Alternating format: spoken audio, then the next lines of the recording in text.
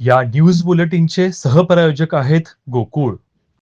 कोल्हापूर शहरांतर्गत रस्त्यासाठी देण्यात आलेल्या 100 कोटी निधीतील कामांसह आमदार निधीतून तसेच मुख्यमंत्री एकनाथ शिंदे यांनी दिलेल्या विशेष निधीच्या तातडीने वर्क ऑर्डर करून 31 डिसेंबर अखेर हे सर्व रस्त्यांची कामे पूर्ण करावीत अशी आग्रही सूचना महानगरपालिकेच्या बैठकीत शिवसेना नेते आमदार राजेश क्षीरसागर यांनी केली.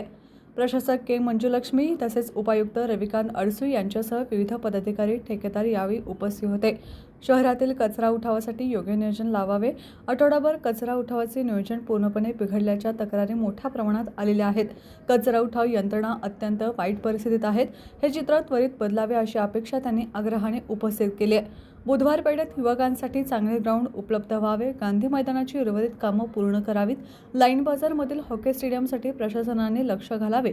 राजाराम पार्क परिसरातील बेकायदेशीर कामासंदर्भात कोणासही पाठीशी घालू नये अशाही सूचना त्यांनी दिल्या. महानगरपालिकेतील कामासंदर्भात आपण ही 7वी बैठक घेत आहोत. प्रशासनाने तातडीने थकीत कामाची पूर्तता करावी असंही त्यांनी सांगितलं. आणि मी तर असं म्हणेन की विरोधी पक्षानं सत्ताधारी पक्षाला जाग आणण्याचं काम करायचंच असतं आणि यामध्ये आम्ही काय त्यांचं कुठलं नाकारलेलं नाही. जर चुकीचं काय असेल तर मी वारंवार या ठिकाणी आज अधिकाऱ्यांना सूचना दिली आहेत. कुणाचाही मुलाहिजा ठेवू नका. जो कोणी कॉन्ट्रॅक्टर रस्ते व्यवस्थित करणार नाही त्याला ब्लॅकलिस्टमध्ये टाका.